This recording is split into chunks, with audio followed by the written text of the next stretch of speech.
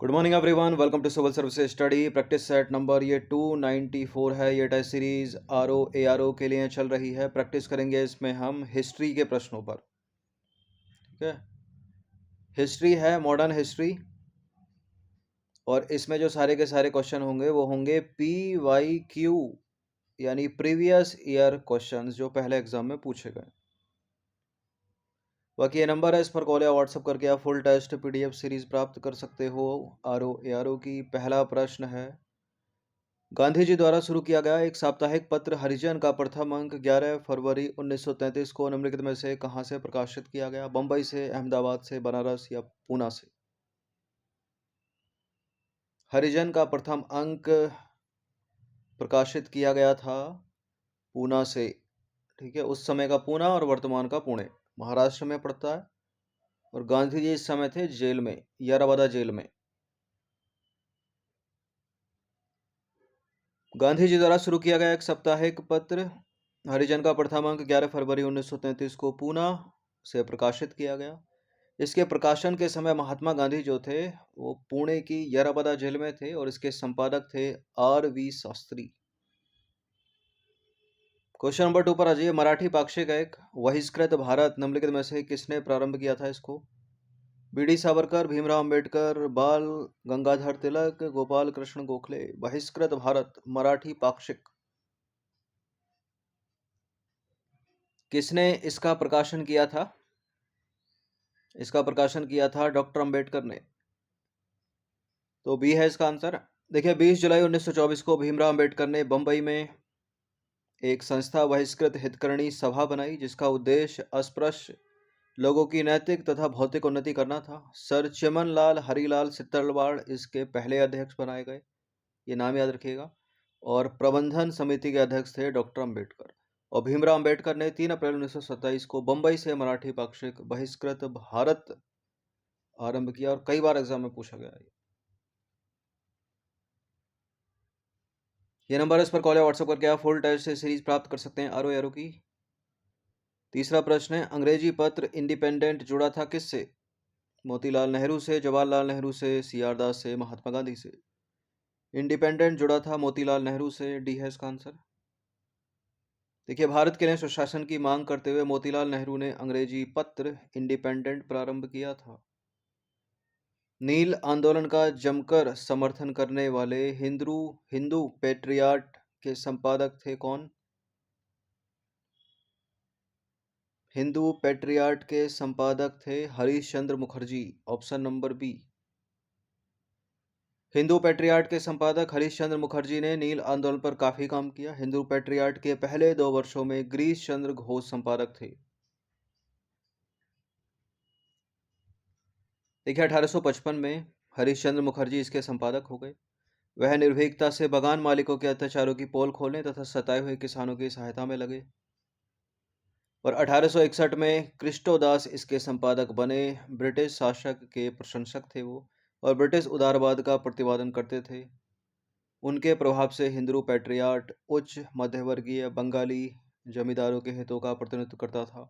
ये प्रश्न एक अलग से ही पूछा जा सकता है, एग्जामिनर का दिमाग जहां तक जाए, कि कौन कौन किस किसने हिंदू पैट्रियाट का समय समय पर संपादन किया, या इनमें से किसने नहीं किया। इंडियन ओपिनियन पत्रिका के संपादक थे कौन? महात्मा गांधी, अल्बर्ट वेस्ट, महादेव देसाई, मनसुखलाल नजर। इंडियन ओपिनियन पत्रिका के पहले संपादक पूछ रहा, संपादक मनसुखलाल नजर, ऑप्शन नंबर डी है इसका आंसर।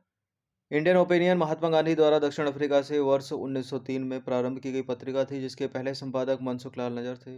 वह नटाल कांग्रेस के सचिव थे, और यह पत्रिका गुजराती, हिंदी, तमिल और अंग्रेजी में प्रकाशित होती थी। नंबर 6 पर आ जाइए। 1880 के दशक में इंडियन मिरर अखबार का प्रकाशन कहाँ से होता था? 1880 के दशक में इंडियन मिरर अखबार का प्रकाशन होता था कलकत्ता से। उस समय का कलकत्ता, वर्तमान का कोलकाता।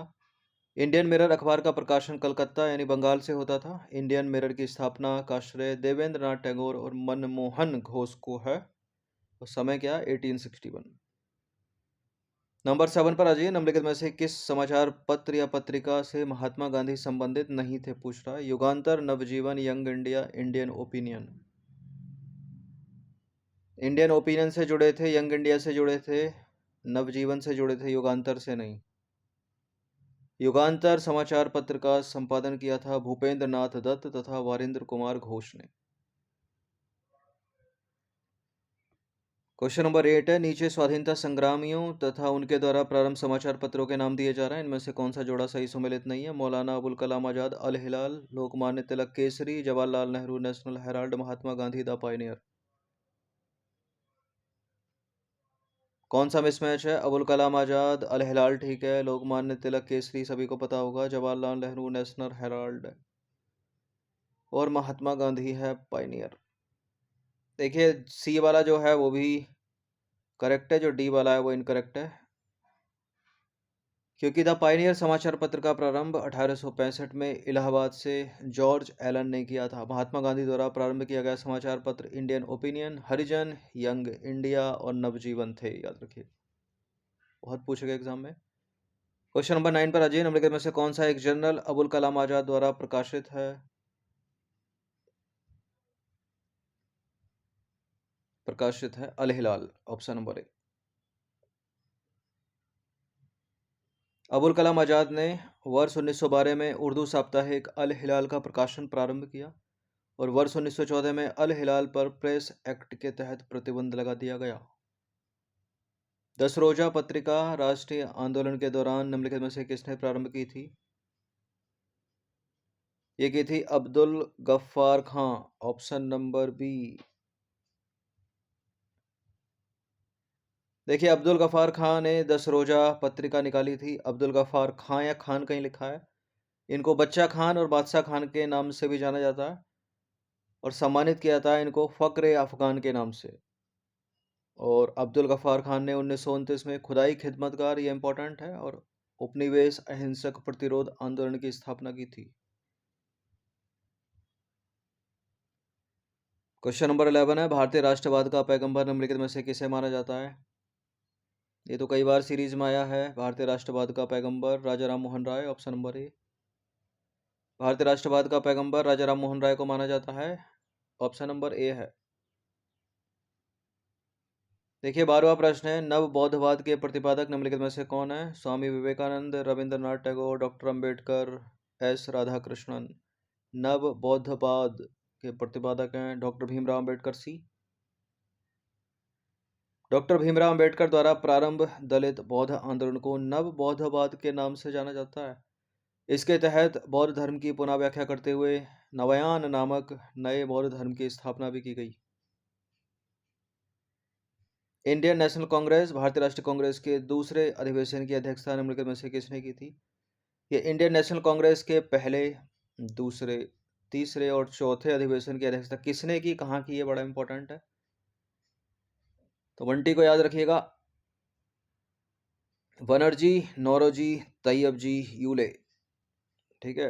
बनर्जी, नौरोजी, तैयब जी, यूले, यानी बदरुद्दीन तैयब जी, जॉर्ज यूले, दादा भाई नौरोजी और वोम्बेश चंद्र बनर्जी। तो दूसरा कौन सा है ये वाला, तो इसका आंसर हो जाएगा दादा भाई नौरोजी, यानी सी।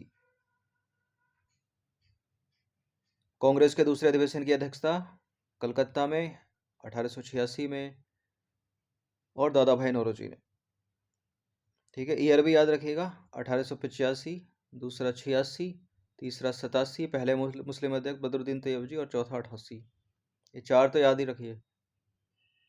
नंबर 14 पर अजय, निम्नलिखित में से भारतीय राष्ट्रीय कांग्रेस के किस अधिवेशन में बाल गंगाधर तिलक ने अभिव्यक्त किया, स्वराज मेरा जन्मसिद्ध अधिकार है और मैं उसे लेकर रहूंगा। सारे के सारे इंपॉर्टेंट अधिवेशन, लखनऊ अधिवेशन 1916 में, डी। भारतीय राष्ट्रीय कांग्रेस के लखनऊ अधिवेशन 1916 में बाल गंगाधर तिलक ने कहा, स्वराज मेरा जन्मसिद्ध अधिकार है और मैं इसे लेकर रहूंगा। क्वेश्चन नंबर 15 पर आइए, निम्नलिखित में से कौन सा एक सही सम्मिलित नहीं है, यानी मिसमैच है। Indian society of oriental arts के सामने अवनींद्रनाथ टैगोर लिखा है। स्वदेश बांधव समिति के सामने अश्वनी कुमार दत्त, डॉन समिति के सामने सतीश चंद्र मुखर्जी, मद्रास नेटिव एसोसिएशन के सामने श्रीमती एनी बेसेंट। कौन सा सही नहीं है इसमें? Indian society of oriental arts, Abanindranath Tagore, स्वदेश बांधव समिति, अश्वनी कुमार दत्त, शुरू के 2 सही हैं। और जो तीसरा वाला है वो भी सही है, डॉन समिति, सतीश चंद्र मुखर्जी। डी वाला है वो गलत है, मद्रास नेटिव एसोसिएशन, इसके सामने होना चाहिए था गुजलू लक्ष्मी नरसू चेट्टी, न कि एनी बेसेंट। एनी बेसेंट भारतीय राष्ट्रीय कांग्रेस के किसी अधिवेशन की अध्यक्षता करने वाली पहली महिला अध्यक्ष, ठीक है, लेकिन भारतीय नहीं थी। भारतीय के नाम से अगर पूछे तो सरोजनी नायडू।